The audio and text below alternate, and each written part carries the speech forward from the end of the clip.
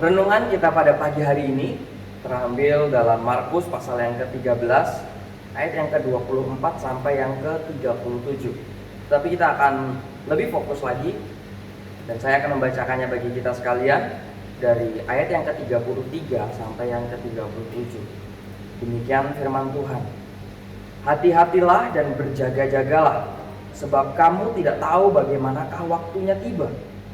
Dan halnya sama seperti orang yang bepergian, yang meninggalkan rumahnya dan menyerahkan tanggung jawab kepada hamba-hambanya, masing-masing dengan tugasnya, dan memerintahkan menunggu pintu supaya berjaga-jaga.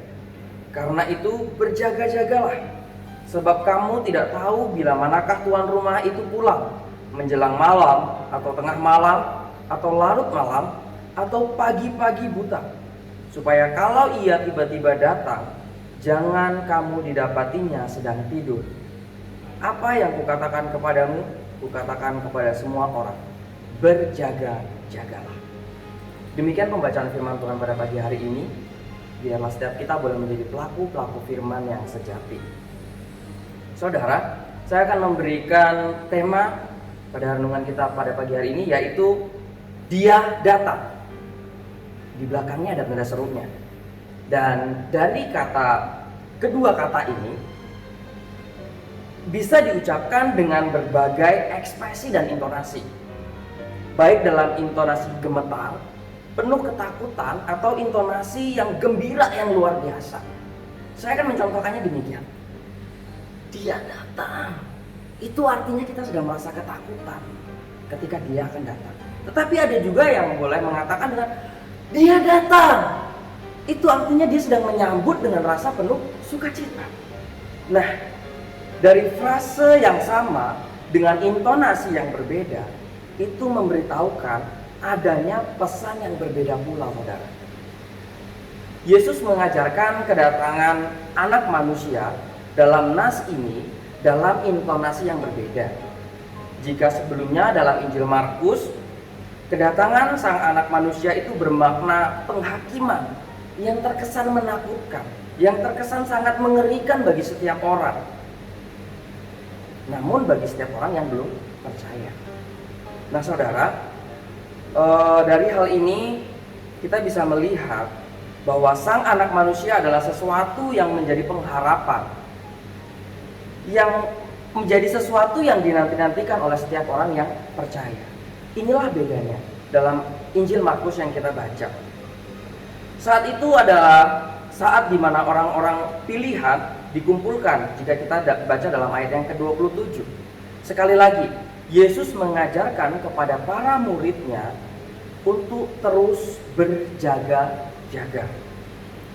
Artinya, berjaga-jaga jangan sampai masing-masing pengikut Yesus Kristus itu sedang lalai atau tidak mengerjakan tugasnya dan tanggung jawabnya pada saat Tuhan datang.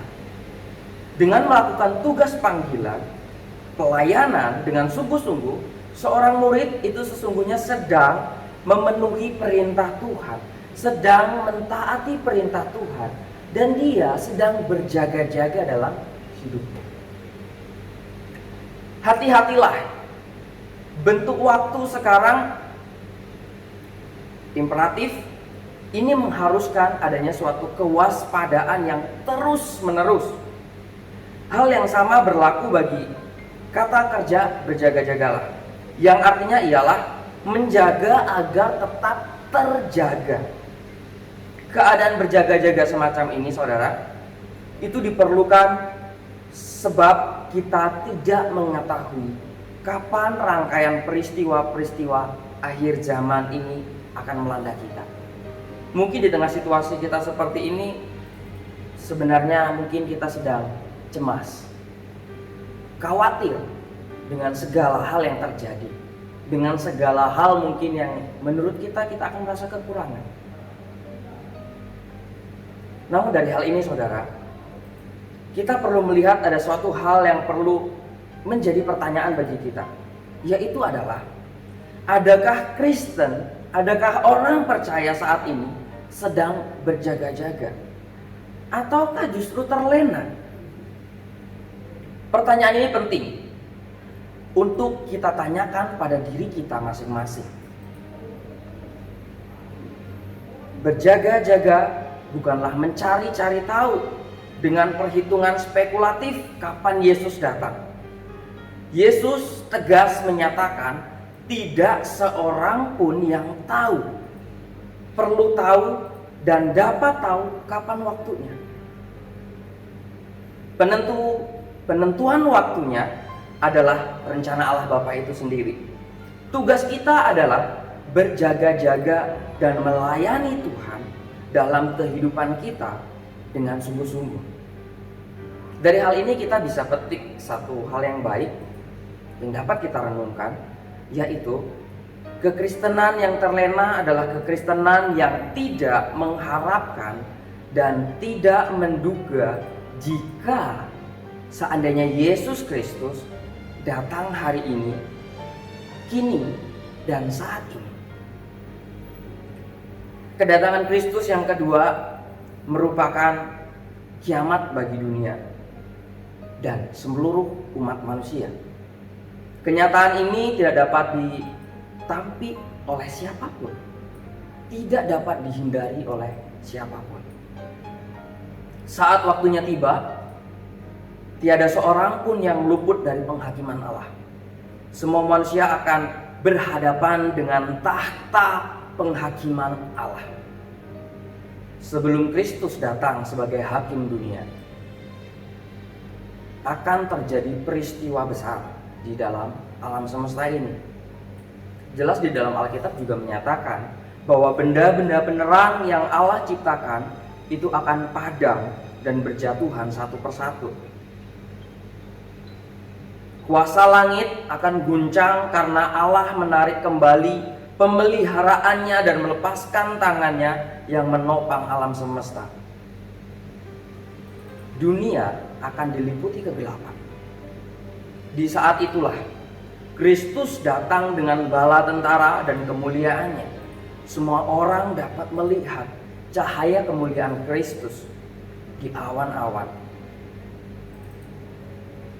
Kristus datang bukan menyelamatkan, melainkan membinasakan.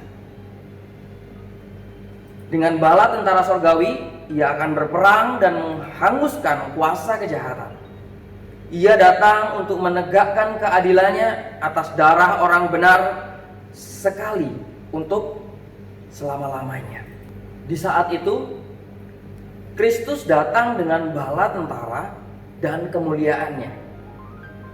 Semua orang dapat melihat cahaya kemuliaan Kristus di awan-awan. Kali ini Kristus datang bukan menyelamatkan, melainkan membinasakan. Dengan bala tentara sorgawi, ia akan berperang dan menghanguskan kuasa kejahatan. Ia datang untuk menegakkan keadilannya atas darah orang benar sekali untuk selamanya.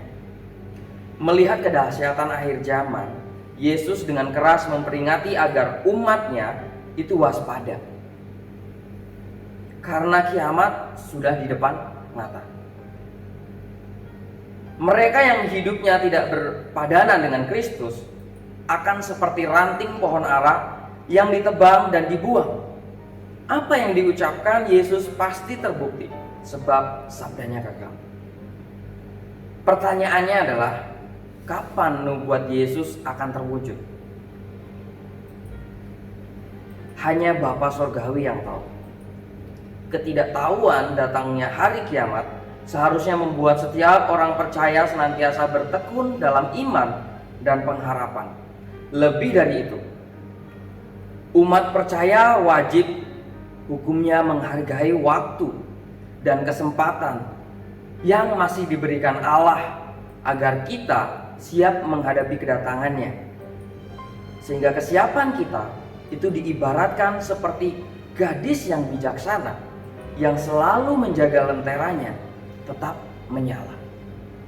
Kita tidak tahu di tengah keadaan kita yang seperti ini, apakah ini merupakan tanda-tanda akhir zaman. Saya tidak menakut-nakuti, tetapi inilah kenyataan yang harus bisa kita terima, saudara. Sehingga dari hal ini kita juga bisa memetik suatu perenungan, yaitu jangan biarkan hidup kita itu menjadi hidup yang terlena oleh nikmatnya dunia. Ingat, Kristus segera datang. Saudara terkasih, banyak orang yang telah memprediksi kapan dunia ini akan berakhir, baik dari waktu-waktu yang telah lalu ataupun waktu-waktu yang saat ini. Mereka berani mengatakan dengan begitu tegas, dengan begitu lantang, bahwa pada hari ini, tanggal sekian, bulan sekian, tahun sekian, dunia ini akan berakhir. Tapi kenyataannya, sampai saat ini juga belum. Tetapi kita jangan lalai. Tanda-tandanya sudah diperlihatkan kepada kita.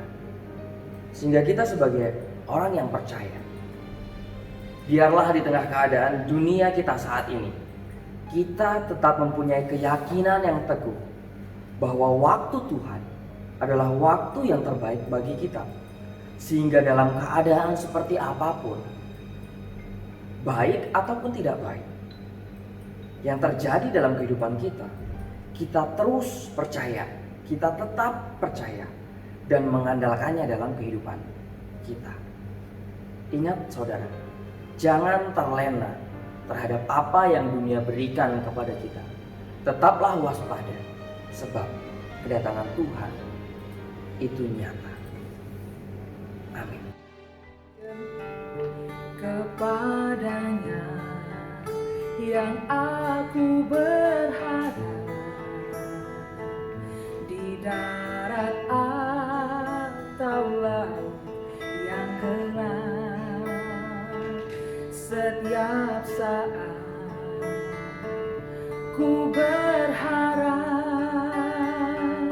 Bapa surgawi memeliharaku. Aku berharap pada Tuhanku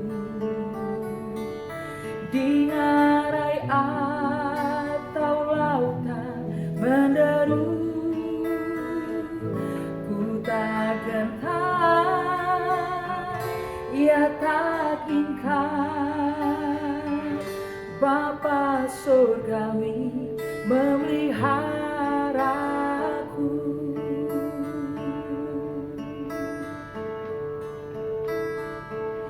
Bunga di padang Bapa menjaga, dan burung pun ia menuntun pulang. Kasih-Nya yang limpah ruah, Bapa surgawi memeliharaku. Aku berharap pada Tuhanku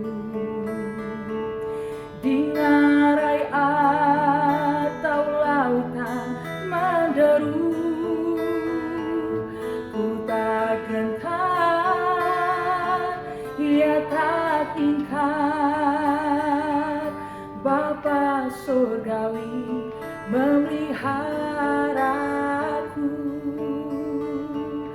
Bapa surgawi